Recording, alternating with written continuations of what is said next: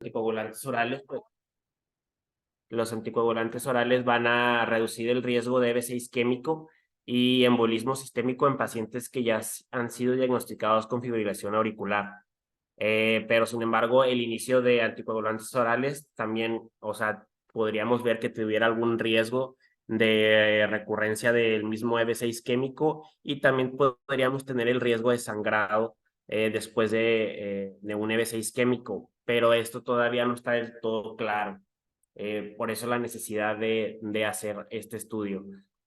Hay ya ciertos estudios que ya se han hecho a lo largo del tiempo con algunas recomendaciones, pero sin embargo estos estudios son con alguna muestra muy pequeña que no son muy significativa como para extrapolarlo a la población y tener una significancia para que ya se pueda hacer el uso de estos resultados. Y estos diferentes estudios han sugerido el inicio de la anticoagulación en los días 1, 3, 6 o 12 días después de un ataque isquémico transitorio o después de un ataque isquémico menor, moderado o grave respectivamente, que esto se analiza prácticamente por imagen, que ahorita es lo que vamos a explicar. ¿Cuáles son los riesgos que podemos tener entre iniciar la terapia temprana y la terapia tardía en pacientes con fibrilación auricular? Principalmente tenemos los riesgos en la terapia temprana, tenemos el riesgo de que el paciente pudiera desarrollar a corto plazo el riesgo de alguna hemorragia intracraneal y tenemos, si empezamos la terapia tardíamente, tenemos el riesgo de la recurrencia del EBC isquémico. Entonces, por eso, pues, es necesario analizar las diferencias entre estas dos variables para poder, como clínicos, tener una mejor certeza al momento de tratar nuestros pacientes con fibrilación auricular y EBC isquémico. Ya se han hecho varios estudios, está el Timing Trial, que este estudio ya analizó esta asociación o diferencia entre estas dos variables y el resultado de este estudio fue que el inicio temprano no fue inferior al inicio tardío de los anticoagulantes orales después de un accidente cerebrovascular isquémico agudo en personas con fibrilación auricular. Sin embargo, tampoco, este solo demostró la no inferioridad, pero no demostró si este es mejor o no a comparación del inicio tardío de la terapia anticoagulante. Y bueno, para empezar, pues tenemos que hacernos siempre en todos estos estudios la pregunta pico, que en este caso, ¿qué es lo que vamos a analizar? Vamos a analizar a los pacientes con fibrilación auricular y EBC isquémico agudo y vamos a comparar el inicio temprano de anticoagulación y comparado contra el inicio tardío de anticoagulación. Y aquí mismo se van a asociar las diferencias en recurrencia de EBC o complicaciones hemorrágicas mayores. ¿Cuál fue el principal objetivo del ELAN Trial, o sea, del estudio que estamos ahorita analizando? Y prácticamente fue el estimar la seguridad y la eficacia del inicio temprano de la anticoagulación en pacientes con EBC y fibrilación auricular. Vamos a ver cómo fueron los métodos que analizaron para poder desarrollar este estudio. Tenemos que el diseño fue internacional, estuvo realizado en 3 continentes, que fue alrededor de 103 centros de EBC los que participaron en este estudio. Fue un ensayo aleatorizado controlado y este ensayo fue ciego para el evaluador. Por lo tanto, pues el evaluador no sabía a qué grupo estaban asignados los pacientes. La duración fue desde octubre de 2017, donde se reclutó al primer paciente, hasta diciembre de 2022, donde fue el último paciente que fue reclutado, que fueron aproximadamente 5 años. La muestra al principio fueron de 2.032 pacientes y ya como resumen de estos métodos, dado la falta de datos imparciales para formular una justificación para un margen de no inferioridad o una estimación para un ensayo de superioridad potencial. En este ensayo no se analizaron o no se probaron hipótesis estadísticas y no se mostraron valores de P, sino que el principal objetivo de este estudio fue proveer rangos estimados entre los diferentes resultados entre los grupos asignados y se calculó este tamaño de muestra estimando una frecuencia del desenlace final en el grupo tardío del 5% y 4.5 en el grupo temprano. Como ya les comenté, bueno, este ensayo fue un ensayo internacional. Participaron 103 centros de EBC en Europa, en Asia y en Oriente Medio. Fueron principalmente los continentes que fueron elegidos para este ensayo. Bueno, vamos a hablar sobre los criterios de inclusión. Bueno, todos los pacientes o todos los participantes en este estudio, primeramente se tuvo que evidenciar que hayan tenido un EBC isquémico y este se tuvo que haber evidenciado por resonancia magnética o por tomografía computarizada. Y segundo, también se pudieron haber incluido estos pacientes cuando tuvieron un diagnóstico clínico con una duración de síntomas de más de 24 horas y que se haya excluido de diagnóstico alterno por estudio de imagen. Asimismo, estos pacientes debieron de haber sido diagnosticados con una fibrilación auricular, ya sea permanente, persistente o paroxística. Aquí el estudio no le dio como mucha importancia a qué tipo de FA tuvieran, sino más que nada con que tengan el dato de la fibrilación auricular o que tengan fibrilación no valvular o fibrilación auricular diagnosticada durante la hospitalización del evento isquémico. Bueno, aquí también es importante saber que el estudio también analizó el tamaño del EBC isquémico y lo clasificó como menor, moderado y de mayor grado. Y vamos a clasificar a un accidente isquémico menor como un accidente isquémico de 1.5 centímetros o menor. Y vamos a clasificar un accidente isquémico como moderado cuando el accidente está en la distribución de la rama superficial cortical de la media anterior o posterior de la arteria cerebral. Y mayor cuando está el accidente en el tronco encefálico o en la distribución de las arterias ya mencionadas o con un infarto cerebral mayor a 1.5 centímetros. Esto es importante destacarlo porque también hay estudios previos donde también ya pudiera estar indicada la terapia anticoagulante dependiendo del grado del tamaño del accidente isquémico. Entonces, por eso la necesidad también de clasificar a los pacientes que entraban en este estudio entre también su tamaño del accidente isquémico. ¿Y cuáles fueron los criterios de exclusión en este estudio? Se excluyeron a todos los pacientes que hayan recibido terapia anticoagulante durante su evento isquémico, pacientes con hematoma parenquimatoso confluente dentro del tejido cerebral infartado y pacientes con hemorragia intracraneal alejada de los tejidos infartados. Todos los pacientes que hayan cumplido con este criterio no fueron aceptados dentro del estudio. Y bueno, aquí tenemos un pequeño esquema de cómo fue la aleatorización en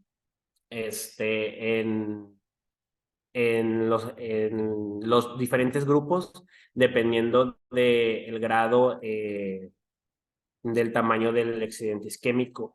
Tenemos aquí que los pacientes que fueron diagnosticados con un accidente isquémico menor fueron asignados en el grupo temprano y se les administró la anticoagulación a las 48 horas contra el grupo que fue tratado con la terapia anticoagulante tardía, que les asignaron la terapia anticoagulante a los 3 días.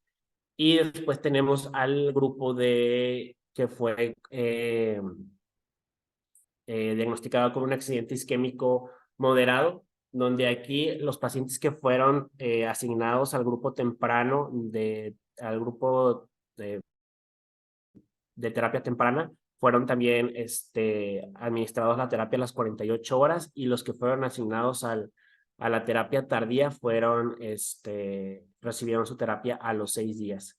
Y ya cuando habían tenido un accidente isquémico mayor, los pacientes fueron asignados aleatoriamente en el grupo temprano, con terapia que se les dio a los 6 días posteriores al EBC isquémico, y los que fueron asignados al grupo tardío de la terapia fueron administrados la anticoagulación en los 12 días después del evento isquémico. Posteriormente se dio un seguimiento a los 30 días y a los 90 días posteriores de haber sufrido el evento isquémico, y se les hizo una llamada a los 30 días para valorar alguna situación que haya sucedido, que ahorita son las que vamos a hablar. Y a los 90 días se hizo una visita al médico clínica para valorar ya presencialmente cómo estaba el paciente. Y bueno, aquí hay que destacar que lo que va a analizar el estudio van a ser tanto resultados primarios como resultados secundarios. Y hay que clasificar que todos los pacientes que hayan sufrido alguno de estos eventos, como recurrencia del EBC isquémico, o que un paciente haya tenido una hemorragia intracraneal sintomática, algún sangrado extracraneal mayor, un embolismo sistémico o una muerte vascular, se consideró como que hayan tenido un resultado positivo. Entonces, a todo esto le vamos a llamar como es un resultado compuesto, ya que cualquiera de estos eventos que hayan surgido, pues se van a tomar como que el paciente fue positivo para un evento posterior a la terapia con anticoagulación, y se analizó a los 30 días posteriores después de la leotirización. Y tenemos también los resultados secundarios, que estos ya van a ser resultados individuales que se tuvieron y estos van a contener o se van a clasificar en todo evento que estén en los componentes del resultado primario, es decir, todos los resultados primarios, y que se haya agregado muerte por alguna otra causa en no sangrado mayor, o que hayan tenido una diferencia de ranking de 0,2 contra un 3-6, y esto se evalúa a los 30 y a los 90 días después de la leotirización, que fueron los resultados secundarios. Y bueno, aquí cabe destacar que se realizó un modelo, de regresión logística por la probabilidad baja de tasa de eventos, y se estimó hubo una estimación de riesgo con intervalos de confianza del 95% entre grupos, y ahí de esto se derivó en estimaciones de razón de momios y error de estándar, que es lo que vamos a hablar ahorita, y análisis de tiempo-evento para estimar el hazard radius e incidencia acumulada.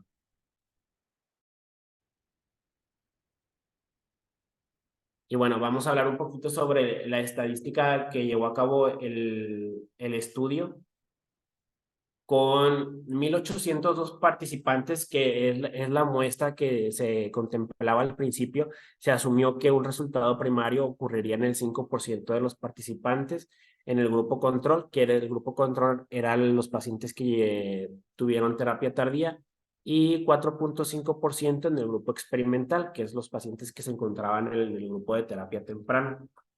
Y bueno, la amplitud esperada del intervalo de confianza del 95% para la diferencia entre grupos sería de al menos 2 puntos porcentuales. Y bueno, este intervalo de confianza sirvió para la planificación, pero no como para margen para nosotros decir la no inferioridad de cada uno del grupo experimental. Y bueno, al final se eligió una muestra de 2,032 participantes que fueron aleatoriamente asignados a los diferentes grupos, de los cuales al final quedaron 2013 que fueron incluidos en el estudio, y de estos 2013, 1006 fueron asignados al grupo de terapia temprana con anticoagulación y 1007 fueron asignados al grupo de terapia tardía con anticoagulación. De este número de participantes incluidos en estos dos grupos, al final solo quedaron en el grupo temprano 949 y en el grupo tardío quedaron 946 participantes por diferentes causas que tuvieron. Algunos tuvieron que salir del estudio. Y bueno, ahorita vamos a analizar un poquito las características que tuvieron los participantes.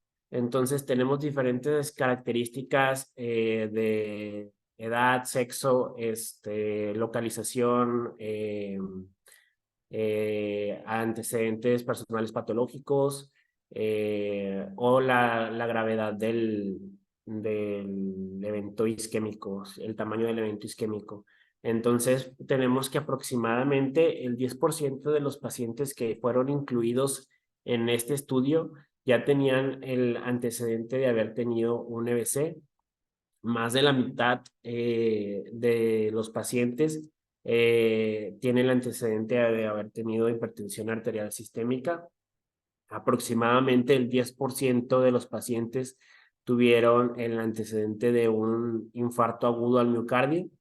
Y bueno, cabe destacar que hubo una representación equitativa entre la gravedad por el tamaño de stroke, es decir, que en los pacientes que tuvieron un tamaño de EBC fueron la misma cantidad, casi la misma cantidad que los que fueron asignados tanto en la terapia temprana como en la terapia tardía.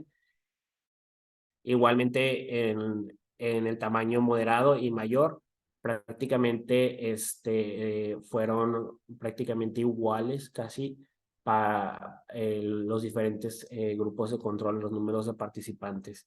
También es necesario decir que en este estudio la mediana del NIS en general fue baja. Entonces tenemos que aquí los pacientes que fueron aquí participantes tuvieron un NIS de 5 a la admisión en los dos grupos y a la hora de la aleatorización ya los pacientes tuvieron un NIS de 3 en promedio en los dos grupos, tanto el de inicio temprano como de inicio tardío de la anticoagulación.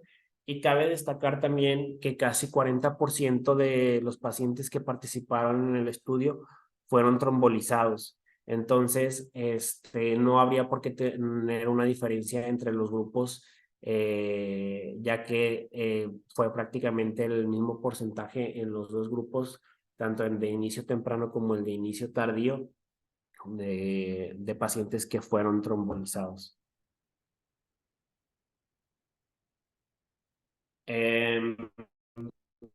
Entonces, aquí prácticamente lo que vamos a analizar en este estudio fue la incidencia o la recurrencia de los eventos primarios a los 30 y a los 90 días después de la aleatorización, por lo que tenemos que aquí a los 30 días tenemos que no hay una diferencia muy notoria, muy grande entre los pacientes que tuvieron una terapia anticoagulante temprana contra una terapia anticoagulante tardía. Tenemos prácticamente que los que tuvieron un sangrado, por ejemplo, mayor extracraneal, en el grupo temprano fueron de 3 participantes y en el grupo tardío fueron 5.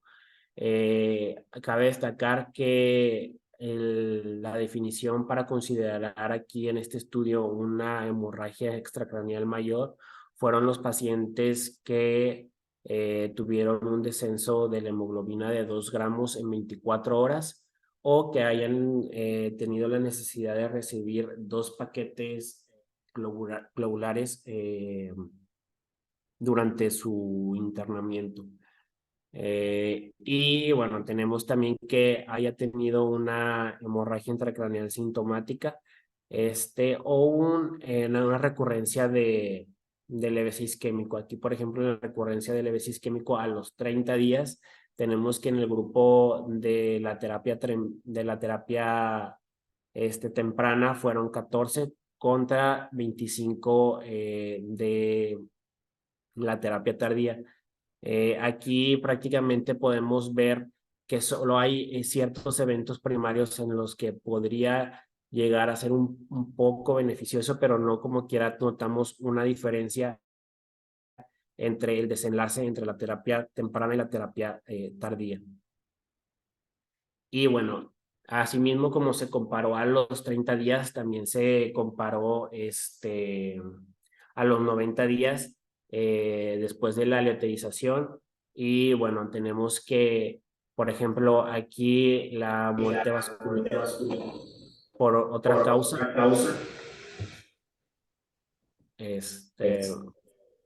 eh, es que me estoy escuchando doble. La muerte vascular por otra causa en el grupo tardío que se recibió la terapia anticoagulante, fue donde se pudo tener un efecto mayor que comparado con el grupo temprano de la terapia anticoagulante.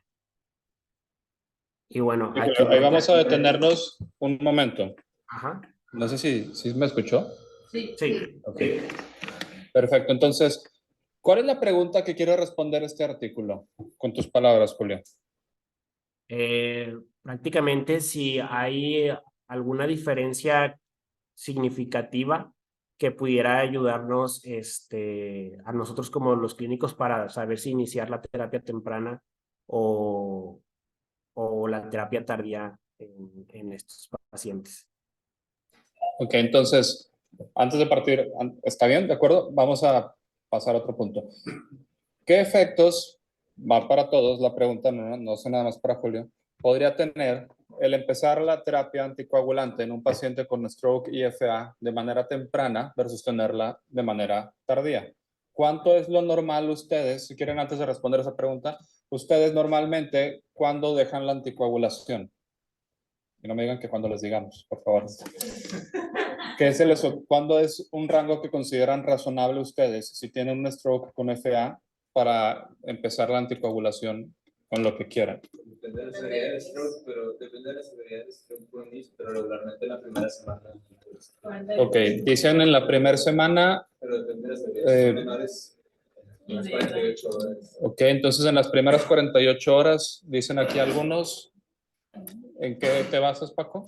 Depende de la severidad del stroke. Pero esa información, ¿en qué te basas? De las guías, ¿verdad? Ok. Dicen aquí que las guías previas dicen que de acuerdo del NIS lo empiecen. ¿Alguien tuviera una opinión diferente? Porque las guías que revisamos con Andrea la semana pasada dicen que no, que te esperes por lo menos una semana independientemente, casi independientemente del NIS. O sea, que te esperes mucho y que no lo hagas temprano, que no lo hagas a las 48 horas. Pero esto empezó a cambiar, sobre todo a partir del 2021, que sale el artículo del Samurai Relax, en donde se empiezan Justo a les iba a decir comparar. eso, que yo lo hacía según el Samurai. Ok, ¿qué dice el Samurai, bandita? En el Samurai dice que dependiendo del NIS que tengamos en nuestro paciente va a tener diferente anticoagulación. Si estamos hablando solo de FA y no es, perdóname, si estamos hablando de EBC y no de un IT, en el EBC si era menor a 8, te esperabas 2 días después del EBC. Si era de 8 a 14 o 15, ahí no me acuerdo tan bien, eran 3 días. Y creo que arriba de 17 días, arriba de 17 puntos, te esperabas 4 días. Y empezabas ahí la articulación y eso se demostró que se ayudaba a disminuir la mortalidad. ¿Que sí ayudaba a disminuir la mortalidad? O sea, No. que cuando comparas la mortalidad de pacientes con el temprano versus tardío, ¿se mueren menos los No, perdón, tempranos? o sea que se disminuían los eventos subsecuentes. Ok. Y este artículo que está revisando Julio, ¿de qué manera es diferente a este que estamos platicando? ¿Cuál era la pregunta ya específica que está respondiendo este artículo? Ok, dicen que la temporalidad, pero vamos a regresarnos un poco a los objetivos del estudio. O sea, porque esto es importante para que luego no andemos teniendo ahí problemas con las tesis y con otras cosas. Entonces, dice estimar seguridad y eficacia del inicio temprano de anticoagulación. Entonces, tendríamos que preguntarnos cómo están midiendo seguridad y eficacia. ¿Cómo medirían ustedes eficacia y seguridad? Eficacia, pues prevenir nuevos episodios de stroke, ¿verdad? Ok, eficacia de prevenir stroke. Relativamente fácil. ¿Y seguridad? Que no haya sangrados clínicos. Ok, no tiene mucho chiste. Entonces, ¿cómo lo midieron? Vamos a darle una, creo que es 2 adelante. Dale una para... Una antes. Una antes. Ok. No, dale la que dice tamaño del accidente. Entonces, no hay accidentes cerebrovasculares. Son enfermedad cerebrovascular, evento cerebrovascular, pero no es como que el cerebro tenga un accidente de tráfico, ¿ok? Entonces, dejando eso en claro. Entonces, aquí hay algo muy diferente y es que lo estadificaron de acuerdo al tamaño del infarto. Podemos tener nosotros, como ahí menciona, un infarto pequeño, un infarto no tan pequeño, un infarto muy grande. Pero estos no están utilizando el NIS directamente. Entonces, es una forma en la que este artículo es diferente a los que se han hecho previamente. Eso no es ni mejor ni peor, simplemente es diferente.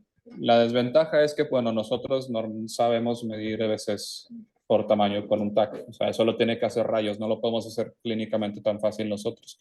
La otra desventaja es que los lacunares o los infartos muy chiquitos ni siquiera se ven en el TAC, entonces no hay absolutamente nada que medir. Ahora, vamos a pasar a la tabla 1, por favor. ¿Cómo se les ocurriría? O si quieres, esa nos puede servir. Entonces, ¿cómo medirían ustedes esta diferencia? ¿Cuál es su variable dependiente e independiente?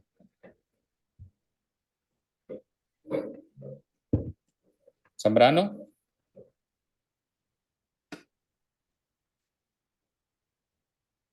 ¿Doctor Juezer?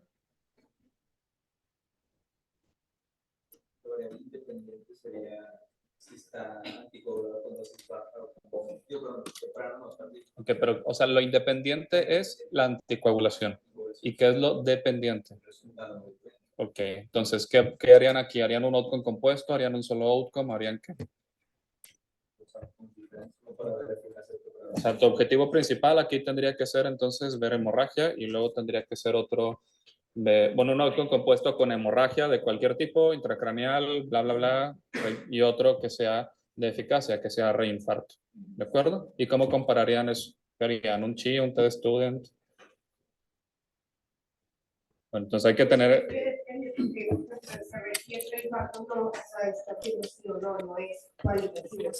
Exacto, Fisher, para comparar una variable y dicotómica nada más.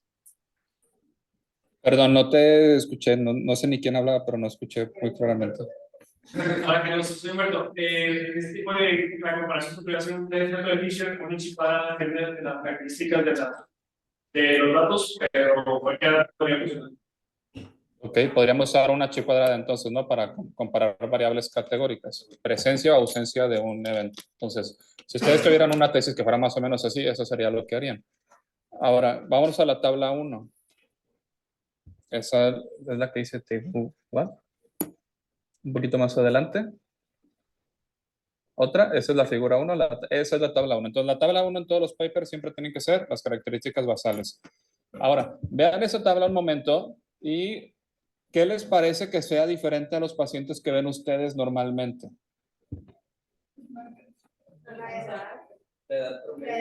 La edad, están más grandes que nuestros pacientes estos. Entonces, una intervención que funcione en ellos y que sea segura, probablemente en los nuestros sería todavía más segura. ¿Alguna otra cosa?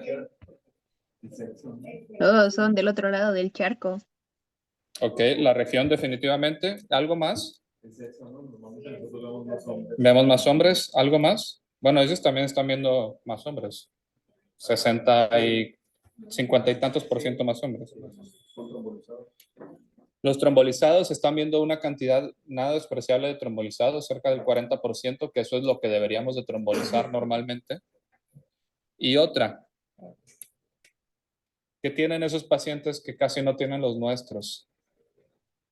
¿O qué no tienen estos que sí tienen los nuestros?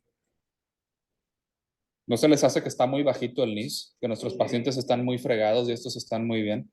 Entonces, cuando vayamos a hacer la aplicación de esto, tenemos que considerar eso. Estos son NIS de 5 cuando llegaron y 3 cuando los aleatorizaron, y normalmente los aleatorizan, no me acuerdo en este, pero 24 a 48 horas. O sea, son pacientes que están muy tranquilos estos. Hay que tomar eso en cuenta.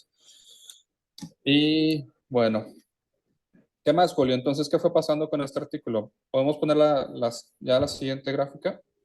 Tu siguiente diapositiva. Ahí. No, la gráfica, la que tenías los diamantes, antes de la tabla 2. Esa. Entonces, ahí no me quedó claro lo que dijiste, casi no hay diferencia. Entonces, ¿hay diferencia o no hay diferencia?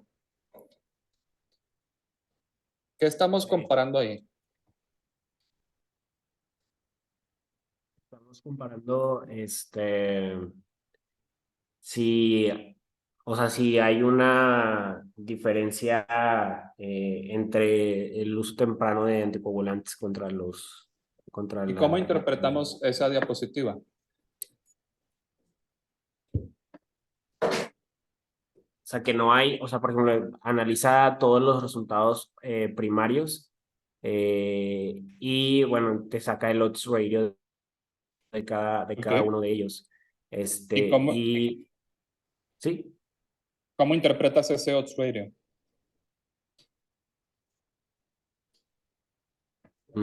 O sea, por ejemplo, que casi todos estos resultados primarios o sea, no se acercan, o sea, son menor a 0.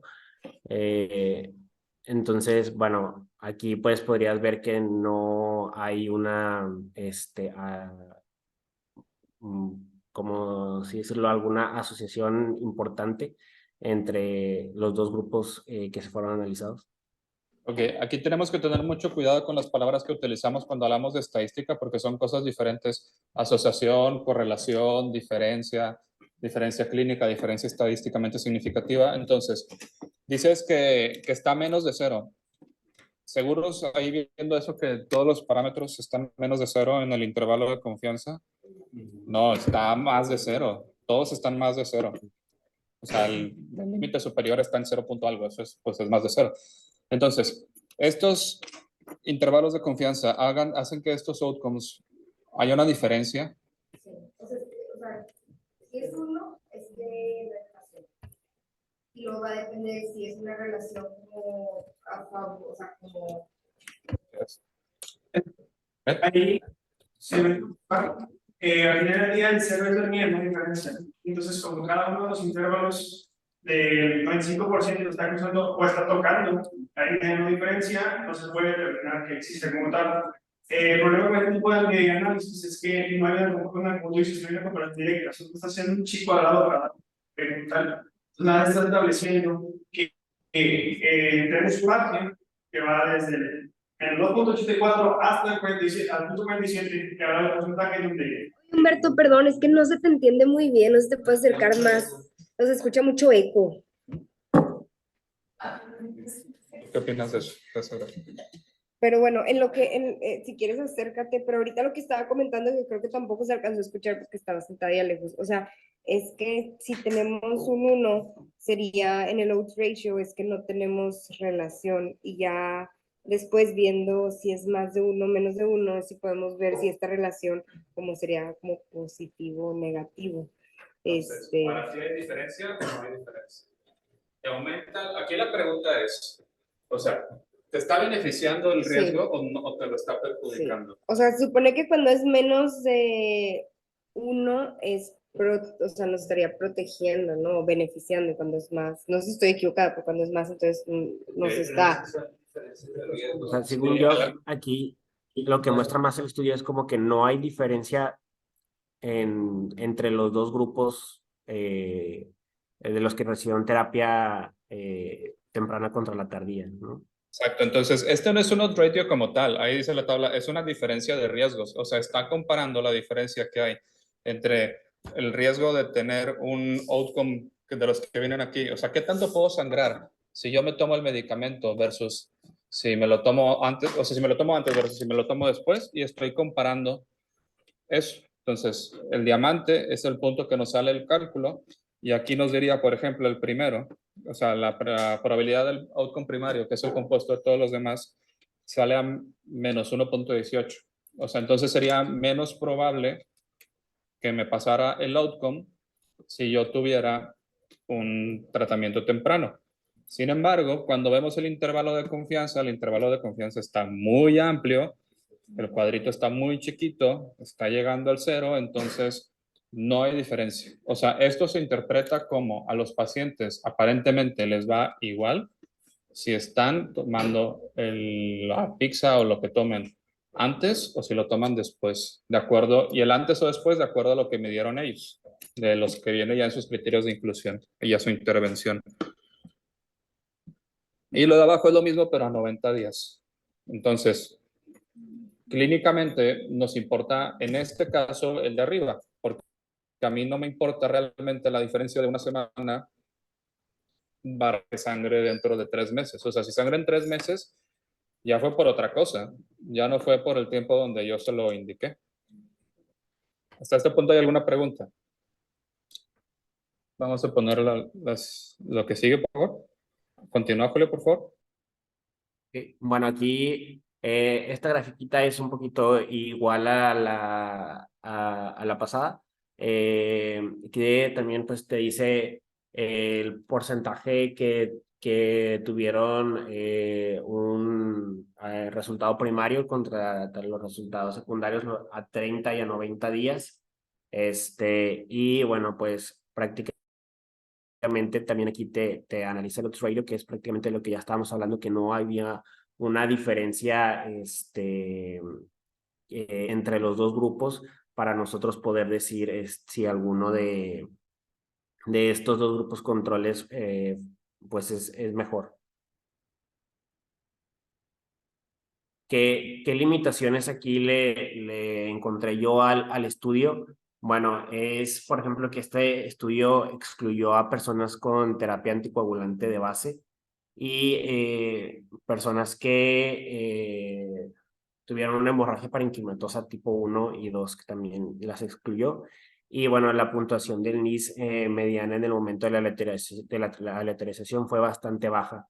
Entonces aquí tenemos que al menos una quinta parte de los participantes sufrieron un EBC grave, más de un tercio recibió la trombólisis y más de una quinta parte recibió trombectomía. Por lo que aquí, como yo lo analizo, es que no es posible extrapolar estos resultados y no hay información tampoco de los grupos étnicos ni raza de de los participantes que fueron incluidos en este estudio. Ok, entonces en ese punto, Karen Manda, ¿tú qué opinas? ¿Qué haces tú con este artículo? Ya que tú hiciste una revisión al respecto, leíste a detalle los otros y ves este. ¿Qué piensas? ¿Lo podemos aplicar a nuestros pacientes? Sí, no, ¿por qué? Yo pienso que en principio no se podría aplicar a nuestros pacientes por lo que ya comentamos anteriormente, tanto que estos pacientes se basan en sus criterios de para cuándo dar la anticoagulación, en medir el tamaño del- de la isquemia o del EBC. Y nosotros no tenemos esa situación, o mínimo Metropolitan hablando, nada más calculamos el NIS, pero no se nos da las líneas y se supone que debe ser una medición estándar y saber de dónde tiene que ser los puntos de medición, porque cada quien puede medir de ciertos puntos a otros y eso daría como un sesgo muy grande. También nuestros pacientes usualmente tienen diferentes tipos de riesgo. Yo no me quedaría tal vez con este. El Samurai es el que he estado utilizando un poco más porque, pero ese es más porque fue tal vez un poquito más grande la población, tampoco tiene tantas similitudes con nuestro tipo de pacientes, pero siento que de los dos estudios que vi, este era el que menos se parecía.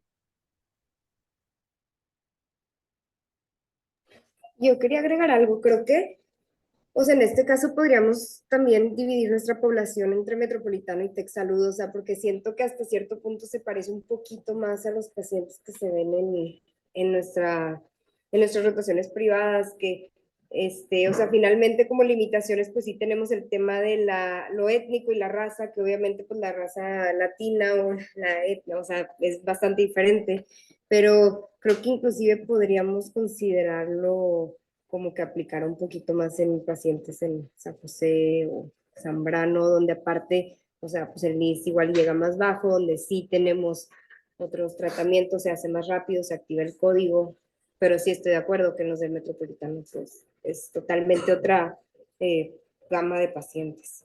O sea, también hablando de los que vemos en el San José, creo que sería también entonces, si quisiéramos en algún momento pensar que pudiéramos usar este estudio, es decir a la radiología que tenemos que ahora empezar a medir el tamaño del EBC, porque aunque nos comentan en la tabla cómo era o cómo fue la distribución del NIS de los pacientes, realmente no fue como el criterio por el cual empezaron los días que esperaron para empezar a tratar la fibrilación o la anticoagulación y fibrilación. Sí, Ok. sí, porque finalmente pues ves seguridad y eficaz, o sea, sí, el design. Creo que todos sus comentarios son muy válidos. Para mí me gustaría mencionar, o sea, la recomendación actual que viene en la guía de la AJA 2019, que es la última que habla sobre manejo agudo y sobre cuándo meter la anticoagulación.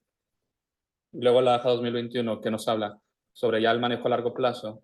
¿Saben qué grado de recomendación tiene el utilizar la terapia tardía después de una semana o después de 2 semanas? Es grado E. O sea, basado en nada más que en puritito feeling, un grupo de expertos dice, vamos a esperarnos un poco más. Entonces, creo que ese es un punto importante de este artículo, porque definitivamente no es un artículo que se aplique 100% a nuestra población, pero nunca vamos a tener un artículo que se aplique 100% a nuestra población. Y alguien puede pensar y tenerle una resistencia válida a hacer esta intervención por decir, pues es que no es como los míos llegan más graves, los míos son de otra raza, los míos no los trombolizo tanto, a lo mejor son más renales, más lo que sea, pero la recomendación original está basada en nada. Entonces, esto ya es un punto un poco más estandarizado del que podemos partir. ¿Qué otra información tienes en tu presentación, Julio? Ya tengo aquí que como resultados ya del análisis de todo el estudio, tengo que las tasas de hemorragia intracraneal sintomática son bajas con anticoagulación temprana si se utiliza una clasificación siempre basada en imágenes, como ya estaba comentando esta Vanita. Y el inicio temprano del tratamiento es razonable si está indicado o si se desea por razones logísticas o de otro tipo, y que el inicio temprano del tratamiento probablemente sea mejor y es poco probable que cause algún daño. Y ya como conclusión tengo que no hay razón para retrasar el tratamiento de anticoagulación en personas con EBC isquémico y fibrilación auricular. Okay. Eso ¿Alguien es tiene como- algún comentario ahorita? Veremos a la audiencia entonces con esto, ¿cuándo anticoagularían ustedes? ¿Los convence este artículo? ¿Tienen alguna crítica? Hay varias formas de verlo, porque una forma de verlo es, no hay razón para retrasar el tratamiento, pero alguien más podría decir, pues si les da lo mismo, entonces, pues lo doy antes o lo doy después. Ambas críticas creo que son válidas. ¿Cuánta hemorragia tenían estos pacientes? ¿Qué porcentaje tenían hemorragia intracraneal?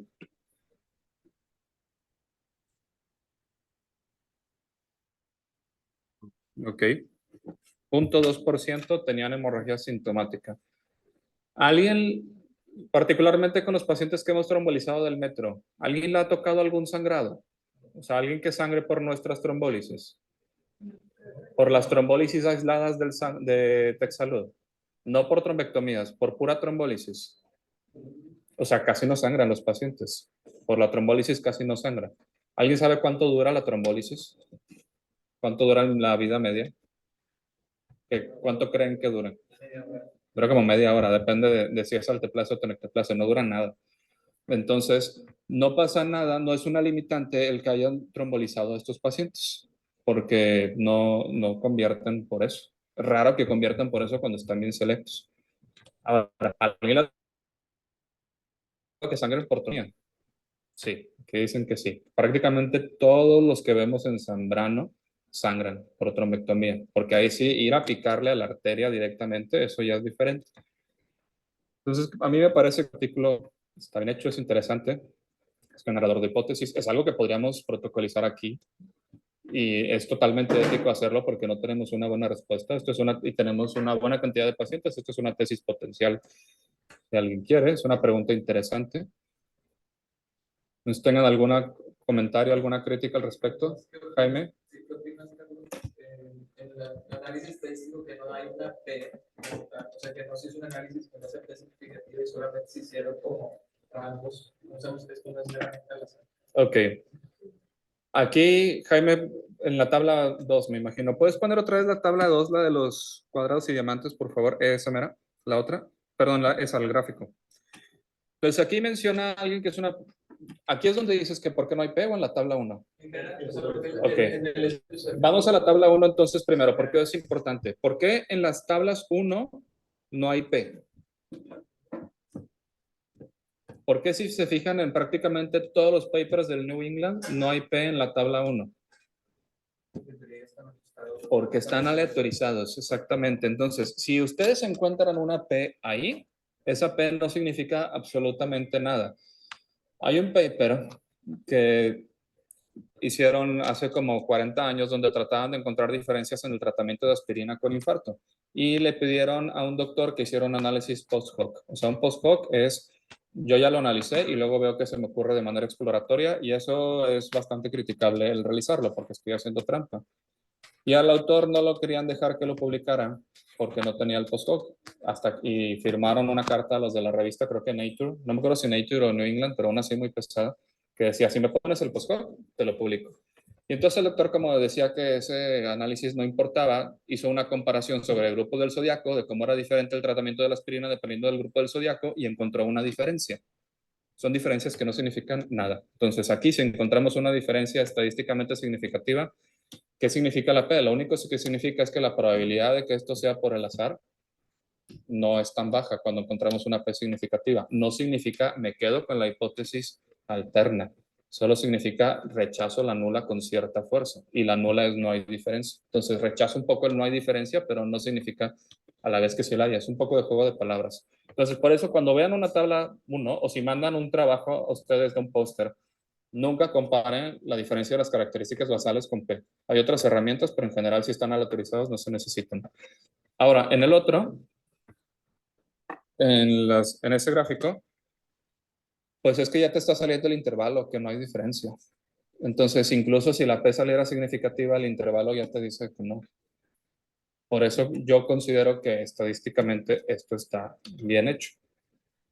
Pero también hay que tomar eso con reserva de no está medio comparando cosas este artículo, está más bien pegándose a la descripción que a la comparación. Hay que recordar eso cuando lo interpretemos. ¿Alguna otra pregunta?